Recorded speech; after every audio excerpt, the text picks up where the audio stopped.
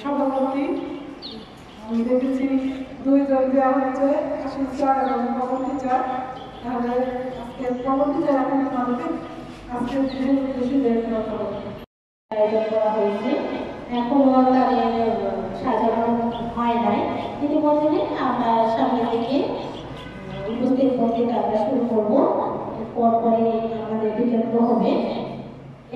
পরে আমরা এদিকে উদ্যোক্তারা আশা করি ইতিমধ্যে প্রস্তুত হয়ে যাবে। আমি প্রত্যেককে আমন্ত্রণ জানাচ্ছি, শিক্ষার্থীদের উৎসাহ দেবেন, তাদের প্রোগ্রাম কিনবেন।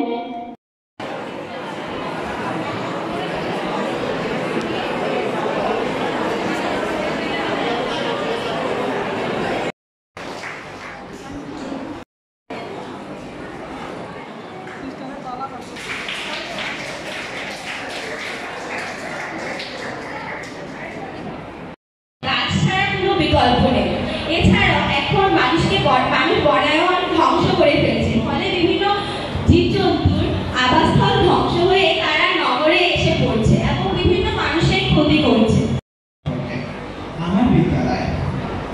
আমার বিদ্যালয় দিনাজপুরের প্রাণকেন্দ্রে অবস্থিত। এটি কলেজতলা দিনাজপুরে অবস্থিত। আমি আমার বিদ্যালয়কে প্রচন্ড পরিমাণে ভালোবাসি। আমার বিদ্যালয় আমাকে শেখায় কিভাবে আমরা জীবনে ভালো উদ্দেশ্য করতে পারবো। খুবই গুরুত্বপূর্ণ সময়। এই সময় আমরা শিখি কি করে পুরো জীবনটিকে আমরা গড়ে তুলি। আলোর পথের দিশা। শিক্ষক আমাদের জীবনে একটি সম্মানিত জায়গা। আমরা সকলে জানি শিক্ষক আমাদের ছাত্র জীবনের জন্য কতটি গুরুত্বপূর্ণ। আমাদের বিদেশে দেশে রয়েছে নানা অতিথি পাখি, রয়েছে নানা রং বেরঙের পাখি।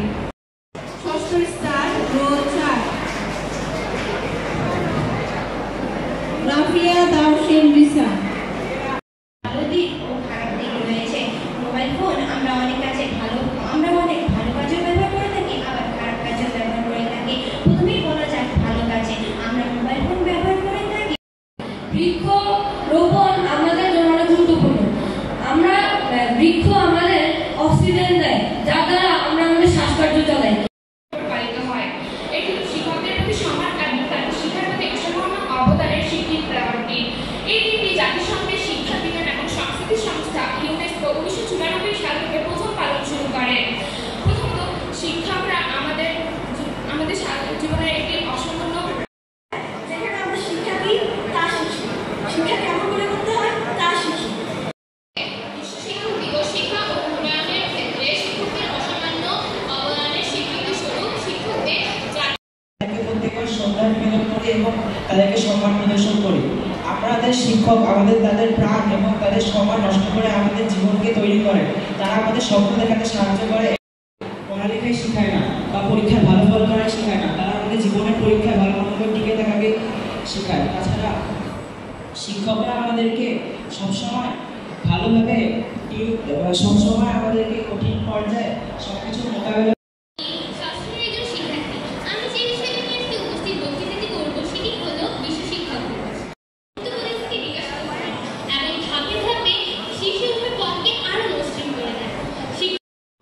প্রথমেই ধন্যবাদ জানাই স্কুল কর্তৃপক্ষকে আমাকে কিছু বলার সুযোগ করে দেওয়ার জন্য। আমি এই নবম শ্রেণীর একজন ছাত্র। আজ আমার উপস্থিত বক্তৃতার বিষয় হল রূপসী বাংলা। প্রাকৃতিক বন ধ্বংস করার ফলে আজ আমাদের পরিবেশও হুমকির সম্মুখীন। এই সময় নিজেকে যেভাবে গড়িতে হয় পরবর্তী সে ফল পাওয়া যায়। তিনি আমাদের শিক্ষা দেন, যার পথে তিনি আমাদের নির্দেশ দেন।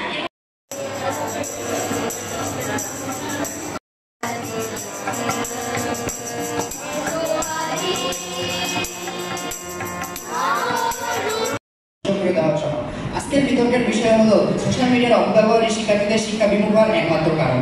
আমি তৌফিক আলমী, নবম শ্রেণীতে অধ্যয়নরত একজন ছাত্র। আজকের বিতর্কে এই বিষয়ে আমিও আমার দল এর পক্ষে অবস্থান করছি এবং পক্ষে অবস্থান করে আমি আমার দল প্রথম বক্তা হিসেবে নিয়ে যুক্তিগুলো আপনাদের সামনে উপস্থাপন করবো। মানে সভাপতি, শুধুই যদি আমরা মূল বিষয়ের উপর দৃষ্টি আকর্ষণ করি তাহলে কিছু প্রশ্ন পাবো। সোশ্যাল মিডিয়া কি, এর অপব্যবহার কি, শিক্ষার্থী কারা এবং শিক্ষা বিমুখতা বলতে কি বোঝানো হয়েছে। শুরুতেই যদি আসি সোশ্যাল মিডিয়া হলো সামাজিক যোগাযোগ মাধ্যম, অর্থাৎ এমন কিছু অ্যাপ বা ওয়েবসাইট যার মাধ্যমে আমরা সামাজিকভাবে বিভিন্ন মানুষের সাথে যোগাযোগ করি এবং বিভিন্ন কন্টেন্ট কনজিউম করি। এছাড়াও রয়েছে বিভিন্ন অশ্লীল ভিডিও লিঙ্ক আদান প্রদান ও জুয়া সাইটের রেজিস্ট্রেশন অফার। সভাপতি ফুকুমুনি রাত্রে কারণ সকালবেলা উঠতে পারছে না, কারণ তারা রাত জেগে করছে চ্যাট, যে নষ্ট হচ্ছে খুব কষ্টকর। তাই মাননীয় সভাপতি সোশ্যাল মিডিয়া অপব্যবহারে শিক্ষার্থীদের শিক্ষা বিমুখতার একমাত্র কারণ হিসেবে বিবেচনা করে আমি আমার বক্তব্য এখানে সমাপ্ত করছি। ধন্যবাদ সভাপতি।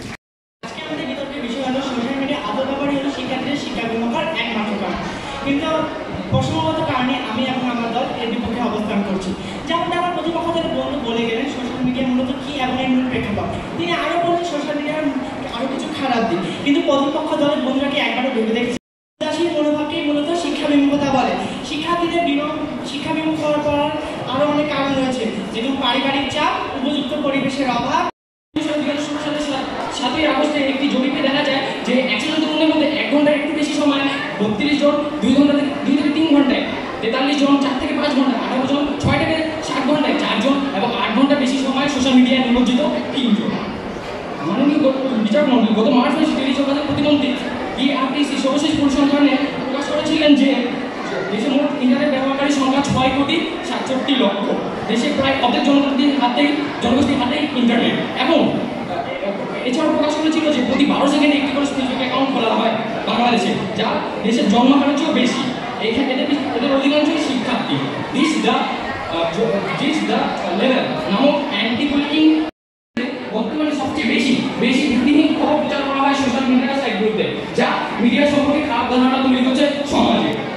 দেখা যাচ্ছে টুইটার, ফেসবুক, লিঙ্কডইন, বাদু ইত্যাদিতে বাংলাদেশিদের উপস্থিতি রয়েছে। এমন সাইটগুলোতে অনধিক এবং আশেপাশে মন্তব্যে ভরা।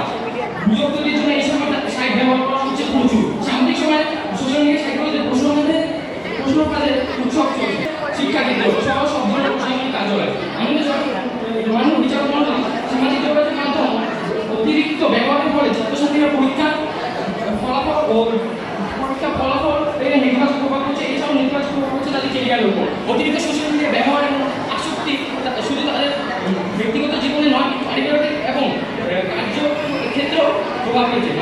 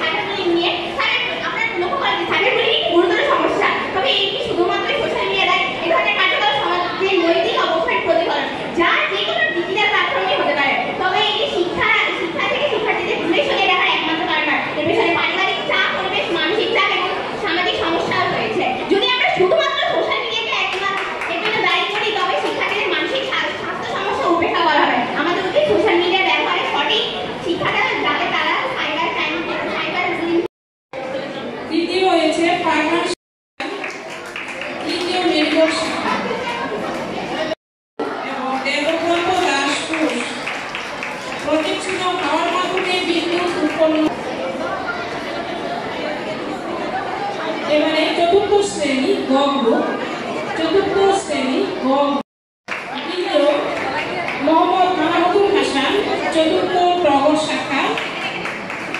তার প্রজেক্ট ছিল স্মার্ট সিটি মডেল। গ গ্রুপ পঞ্চম শ্রেণী থেকে প্রথম হয়েছে ঐশী এপ্রিল রোজারিও এবং রাইনা রহমান রজা। অর্পণ কুমার দাস এবং রেদওয়ান ইসলাম যৌথভাবে। এবারে উমো এক গ্রুপ, উমো এক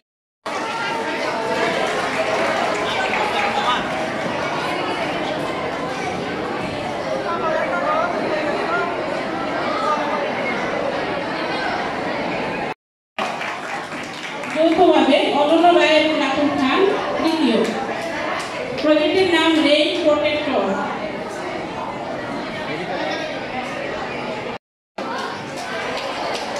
দ্বিতীয় শুভমিতা কুঞ্জু দরা এবং মারিয়াম আক্তার বৃষ্টি যৌথভাবে। দ্বিতীয় যৌথভাবে শুভমিতা কুঞ্জু দরা এবং মারিয়াম আক্তার বৃষ্টি।